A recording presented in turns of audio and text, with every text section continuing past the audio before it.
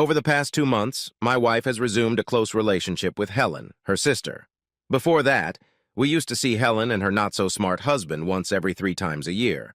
Now it had become weekly. Helen used the time we spent together to complain about her husband and the things he screwed up. It got me thinking about what my wife was saying about me. A needle and thread are not tools I normally use.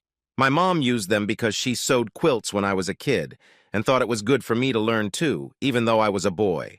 Fast forward 30 years, and I found myself remembering how to use a needle and thread.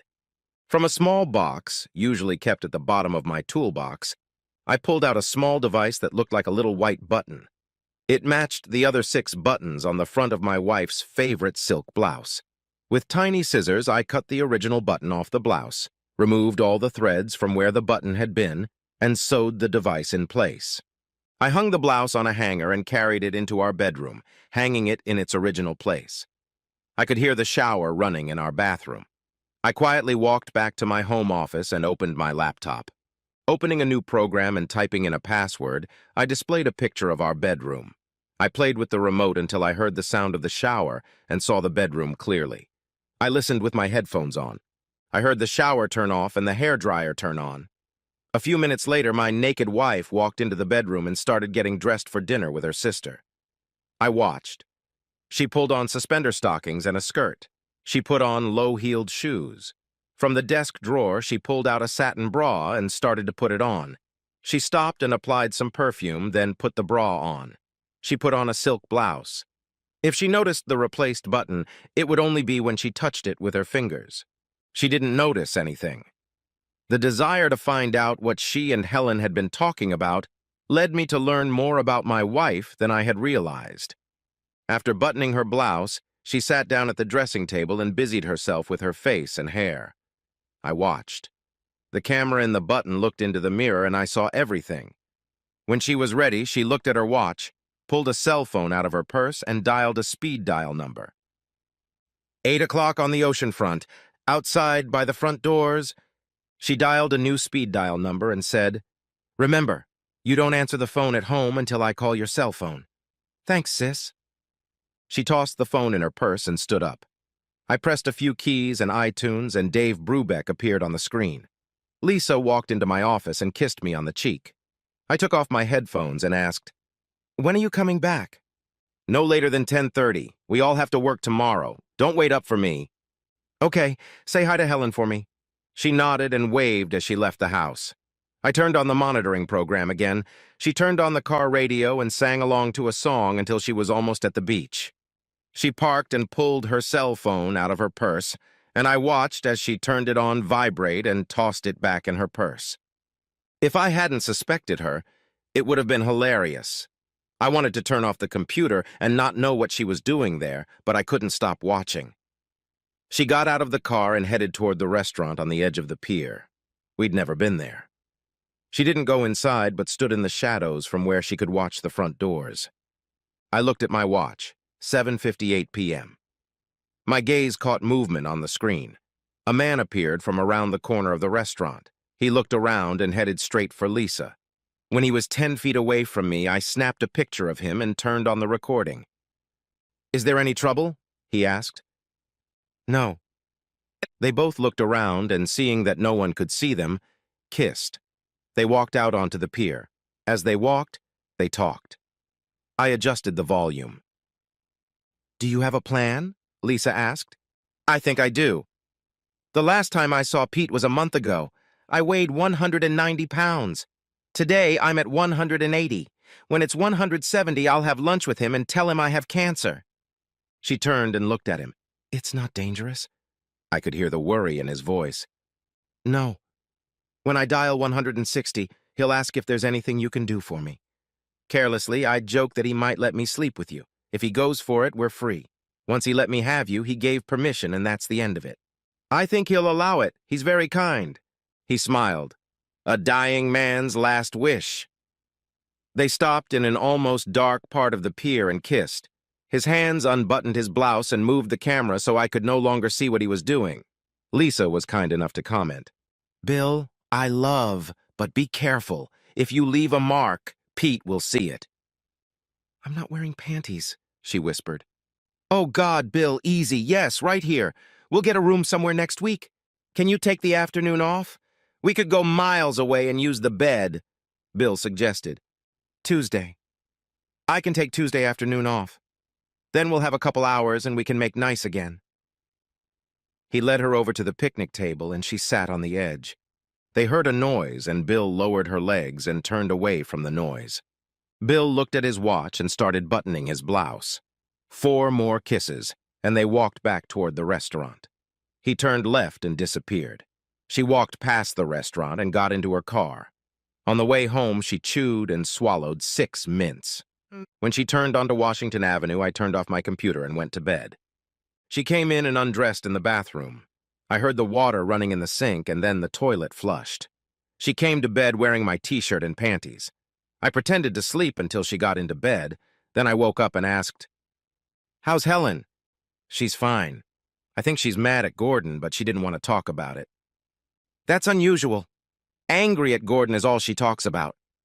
She kissed me, rolled over on her other side, and fell asleep. I almost threw up. That mouth kissed me after Bill. I lay awake for over an hour, pondering. When I woke up, Lisa had already showered and dressed for work. I had completed my ritual and was ready for the time we would walk out the door together. At every opportunity throughout the day, when I wasn't heavily focused on work, I thought about my wife and my best friend. This was the guy who supported me at our wedding. I needed a plan. I needed to know why they were doing this to me. Had I been such a bad friend, such a bad husband? Did I deserve this? At lunch, I sat with 6 other guys. Most of them were about my age. I told them I had been loaned a tape and the show was about a guy who found out his wife was cheating. The guy in the movie took his wife to a psychologist, and by the end of the show, they seemed to be fine. That opened up the discussion. I learned things about the guys I worked with for 10 years that I didn't know. "I was already married to Beth once," John Kingsley said. 3 years later, I found out she had been doing her boss for 5 years. The whole time we knew each other, she was sleeping with her boss. We never went to counseling. I found out on Wednesday, and I had an apartment over the weekend and moved out. He'd been married to Alice for 5 years, but the pain was still fresh and alive in his voice. Sitting across from him was Luis, the oldest on our team. He was 42. "If she agreed to be faithful when you got married, the first time she cheats, you're no longer married. All bets are off. It's like sports. When the ball leaves the court, it's over." "So you're going to divorce her? Kick her to the curb?" He looked up again and said, "Why do I need a piece of paper? She wants a divorce, she can pay for it." I left. "The day after I find out my woman is involved with someone else, you won't see me here. I'll be gone." Hank spoke up. "The church tells us to deal with it. They talk about forgiveness. Don't you want to know why?" "Does knowing the temperature of the ice change the way it feels?" Louis asked. I nodded. Bob Thomas stood up. "Lunch is over," he said. We all went back to work. I wondered, who cares why Lisa is sleeping with Bill? If a pipe in my house is clogged, I don't care why, I just want it fixed. If there's a fire in the house, do I take the time to find out what caused it? Heck no, I just want the fire out. All day long, I languished. Then I called Lisa's sister. I called her at work. She answered professionally, and when she found out it was me, her voice changed. Friendly, not professional. "Helen, I need your help. Lisa's birthday is coming up, and I want to make it special. Why don't we sit down and work something out? I feel like I need help." "I will. When? Can you be free Tuesday afternoon?" I knew Lisa would be busy. Sure. Where shall we meet?" "Any good restaurant near where you work. Quiet, well-lit, and good food." "Got it. How about on the beach? The restaurant is actually on the beach where the chairs are in the sand." "That's great. Noon? I'll write it down." "Don't write down lunch with Pete. If Lisa sees it, she'll find out and ruin the surprise." "I'll put lunch with Sandy." She took 10 minutes to tell me what her husband was up to. They'd been together 2 years longer than we had, and he'd messed up so many things that I was amazed how that man could walk across the room. And yet, Helen stayed. Something was keeping her in a relationship that clearly wasn't working. I volunteered to work on Saturday. Sunday, I took care of the housework. In the back of my mind, I knew the house would soon be on the market. Lisa tried to talk me into going to the movies Sunday night. She wanted us to have dinner and go to a movie about an hour and a half away from the house. The same movie was playing at a theater less than 15 minutes away. When she told me what restaurant she wanted to go to, I knew it would be at least $30 for the entree, and she would want wine and dessert. I asked if it was her treat or mine. Nah. She decided we could stay home and watch something on cable. We stayed home and watched a movie on cable. It was called Breaking Up. When it was over, I asked, why would they get married? They were acting like two married people fighting over nothing and trying their best to ruin their own lives. Men don't know how to listen. She said it with a tone and body language that said what she said was more than an opinion. To her, it was a fact. There had to be some straight men who could listen, otherwise there would be 80% lesbians in the world. With the invention of silicone, I bet the percentage has gone up, Lisa said. If our marriage broke up, would you want to remarry me? She stopped. She was holding 2 empty Diet Coke cans and an empty popcorn bowl and was heading for the kitchen. She turned and asked, "What-oh?" Answer my question. Lately, I've been getting the feeling that you're not happily married to me. If not, let's sell the house, split the money, and kiss goodbye. Her eyes filled with tears. I thought you were happy. I thought so too, until I felt you'd rather be somewhere else. I wasn't the one who went to work yesterday, Saturday. A good distraction tactic is to shift the conversation to a single incident, instead of staying on topic. Yes, I was the one who worked yesterday. You didn't say anything about doing something on Saturday together. Last Saturday, you went to your sister's house for the day, then you and her had a late dinner during the week. That tells me you'd rather be with her. Honestly, that's fine.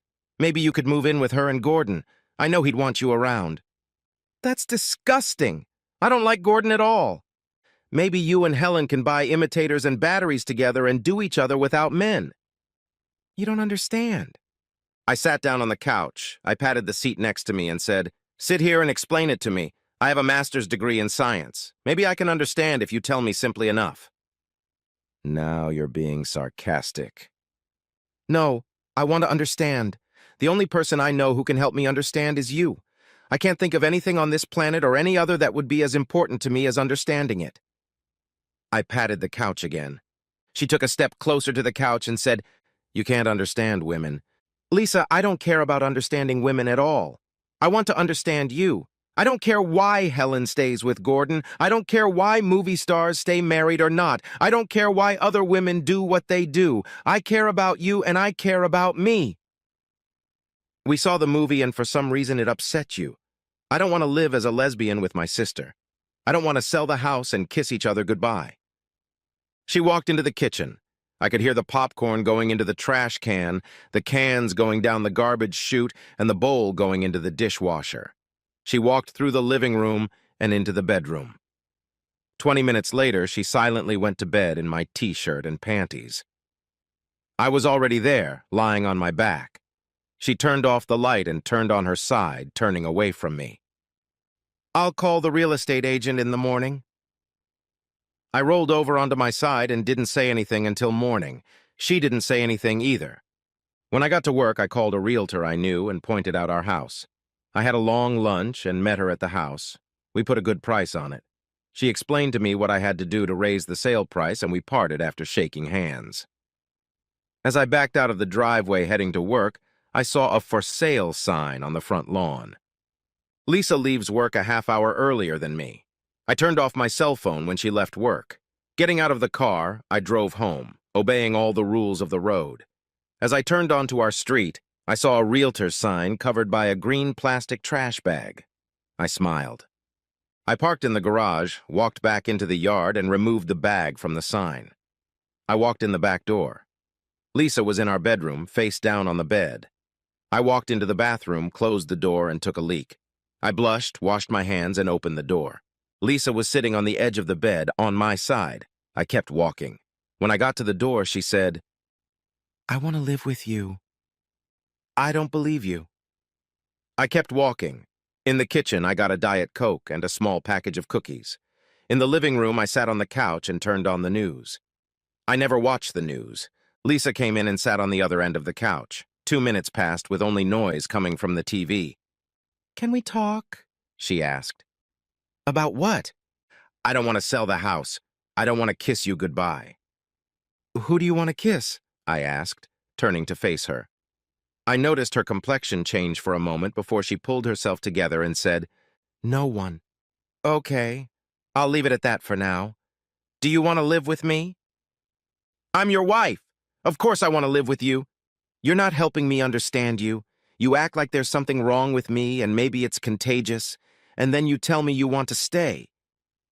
Am I treating you badly? You're not treating me badly. It's worse than that. You're not treating me badly at all. You don't want me to leave and you don't want me to be your husband. You could save us, but you can't bring yourself to do it." She sat and watched me get up off the couch and walk to our bedroom. I grabbed another pillow and blanket, carried them into the spare bedroom and threw them on the bed. I knew she knew what I was doing. I went back into the bedroom and closed the door behind me. I took a shower and went to bed. It wasn't even 9 yet. At almost 10, Lisa opened the door and walked in. I usually sleep facing the door, so I saw her come in right away. She was naked. This was serious. In the dim light, her nakedness still lit the fires. She crept quietly to her side of the bed. She lifted the blanket and started to climb in. "Stop." I turned on the lamp and turned to her. "For a whole month you've come to bed every night in your panties and a t-shirt. You sleep with your back turned away from me, and only once this month have I gotten a good-night kiss. I put a pillow and an extra blanket in the other bedroom. You want to sleep in this house? Sleep there. I want to sleep with you." Tough. I made a mistake, but I have no idea what I did. I made a mistake with you. You know what the mistake was? You've been punishing me for it for a while. But you don't tell me what I did or didn't do. I'm left with only one choice. Sell the house, get a divorce, and let you be happy with someone else. I don't want to be happy with someone else, and you don't want to be happy with me. I give up. I correct my statement that I have only one choice left: sell the house, get a divorce, and let you be unhappy with someone else. I got out of bed and turned on the overhead light. I looked at Lisa and asked, "Do you love me?" Up until the moment I asked, she was looking straight at me. The moment I asked her, she looked away for a second. I had an answer. In that moment, I realized that if we weren't married, if we hadn't committed to love, we would be having sex. She stood exactly as she had been standing since I said stop. I lifted the sheet and blanket and said, "Get on the bed." I knew we had condoms in the other bedroom for our guests, so I went and got them. When I returned, she was lying on her back in bed. Her eyes looked scared. I tossed her the condom. "You came to bed naked to convince me with sex to stay, not to sell the house and keep telling yourself you love me. Okay, here's your chance." We slept together. From the bathroom, I tossed her a box of tissues and took a shower to clean myself up. I turned off the light and got into bed. "If you want, you can sleep here tonight. But first, you have to answer one question." I turned on the nightlight again, turned to her and asked, "Will Bill pay for the hotel room tomorrow afternoon, or will you?" Her eyes widened and she burst into tears. She ducked her face into her pillow and continued to cry. I turned off the light and went to bed.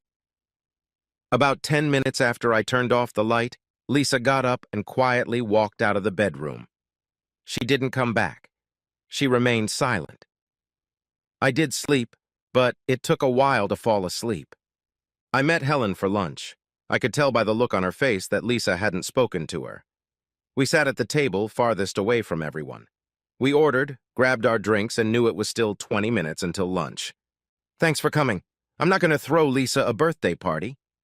"But you said—" I lied. "I'd like to throw her a party, but I can't. Lisa's having an affair." I paused. There was a look of shock on Helen's face. "Don't look shocked. It wasn't that long ago that she asked you to cover for her. Stay off the phone until I call your cell phone." I didn't know what she was doing. "Oh, okay, let's say I believe you. Knowing that you now know that your married sister is walking around on the side, what are you going to do? Are you sure?" "I have video and audio. You want a copy?" "Oh my God. I don't know what to do."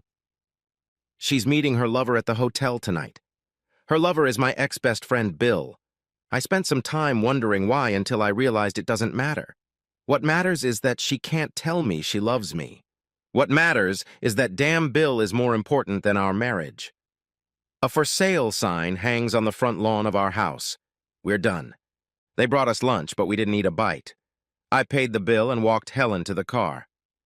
I know what I'm going to do, since you asked. I don't have a sister anymore. She's behaving in a way that I don't want her in my family. And I'm going to talk to Gordon tonight. After talking to you, I can see that all is not well in my house either.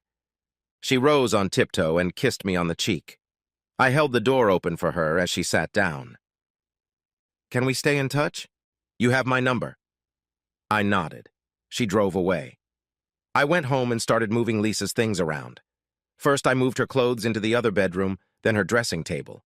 When I moved her dresser away from the wall, I found a large envelope between the dresser and the wall. Inside were pictures of her and Bill at a nudist resort. There was a DVD in the envelope as well. The envelope was mailed to us, and the return address was Bill's. 3 houses down from us lives Miss Angela McGregor, an attorney. Her car was parked in the driveway of the house when I approached. I handed her a $100 bill. She took it and asked, "What's the question?" "I think you can give me 15 minutes, and that's enough time to figure out what my divorce will look like." I held out an envelope to her. She opened the envelope and looked inside without touching anything. She looked up and said, "Let's talk." My 100 found me a lawyer. She wanted the case. She got the story and made some calls. One of the calls was addressed to Lisa's employer. She asked permission to speak to Lisa. She was told that Lisa had taken sick leave and gone home. Only Lisa wasn't home. I left the envelope with her. I went to the hardware store and bought a lock for the bedroom door. It was installed before Lisa got home. When she got home, I was sitting at the table. She came to the door and asked if I wanted dinner. "No, I think I'm safer eating outside the house, but thanks for the offer. Did you have a fun day?" "I'm over it." "May I ask why? Obviously you were planning on banging him tonight. Why stop?" "I want to be married to you." "Bullshit! You don't even love me. You'd rather fuck my best friend than be faithful to me." "I was thinking about revenge. I thought about printing 1,000 copies of the pictures of you having fun, but I realized a kid could see them and it would be disgusting. No, the best thing would be to sell the house, split the money, and let you be miserable." She burst into tears and ran down the hall. She stopped at the bedroom door and saw the new lock. "It's locked," she said. She didn't say that to me. She just said it. "All your stuff is in the other bedroom. You moved while you were with Bill." I heard the door to the other bedroom close and never saw her again that night. Wednesday at work, Louis asked why I missed yesterday. I had started a lawsuit with my soon-to-be ex-wife. "I wonder if we talked about it last week." "Stop guessing. I got her. We're done. End of story." As we sat at lunch, my cell phone rang. She was served. 10 minutes later, the phone rang again. I looked up, expecting it to be Lisa. It was Helen. "He'd already been served," she said. "Do you want to get some dinner and lick your wounds?" "No. I want to hide somewhere and cry over wasted years." "I think our lawyers would advise us to stay away from each other, at least until the divorces are final. Mine says we'll be free on Thanksgiving. Let's go on a cruise for Christmas." She laughed. "Are you serious? You have 6 months to make a decision. Until then, take care of yourself." Gordon took the news hard. The day after he was served, he took all the cash the ATM gave him and stopped at a convenience store where he bought enough Jack Daniels to give him and his 3 new friends alcohol poisoning. He made it to the hospital alive. He didn't live to see the divorce and left Helen a widow 3 days before their anniversary. The day Lisa was served, she called Helen at work. Someone answered and then called out to Helen, "Helen, it's your sister calling." "It can't be," Helen said. "I don't have a sister. I used to have one, but she died." The lady who answered hung up. That same day, Miss McGregor arranged for a private investigator to visit the place where Bill worked. He showed the pictures to the CEO and left him a copy. They found a way to let Bill leave the company with no severance pay, no nothing. Once out of the office, he never returned to his tiny apartment. No one had seen him since, well, No one here, anyway. Lisa signed the papers when they were presented. They guaranteed her 20% of the sale of the house. On November 10th, I was single. I sold the house in July and lived in the Airstream trailer we bought for the vacations until I decided what to do next. Lisa hadn't contacted me about the money from the sale of the house. At 8 o'clock in the evening, someone knocked on my door. I opened the door. Helen was standing there wearing high heels, stockings, a short skirt, and jacket. She looked at me and said, "I'm looking for a single man, mid-40s, divorced and not objecting to the society of a widow." "Maybe I know him. Why don't you come inside and I'll help you find him?" "Is it warm in there?" "Warm. It could get even hotter." My hand helped her up the steps, and she stood in the middle of my little living room, dining room, and kitchen waiting for me to help her take off her jacket. I took it off and found that she wasn't wearing a blouse or bra. "I waited, as you said, until you were alone. Now do me a favor. Let's go to bed and let's work something out." Right there in the tiny Airstream trailer, Helen and I had our first kiss. We had known each other for over 15 years, and we were ready to start something. When the kiss ended, I waved my hand, pointing 7 feet from where she was to the bedroom. Taking a second step in that direction, she opened the refrigerator. In 3 seconds, she took a complete inventory of the contents. She stepped back, took out a jacket, and put it on. She took my hand and said, "Let's go. We're going to my house. I have everything we could possibly need." She was right.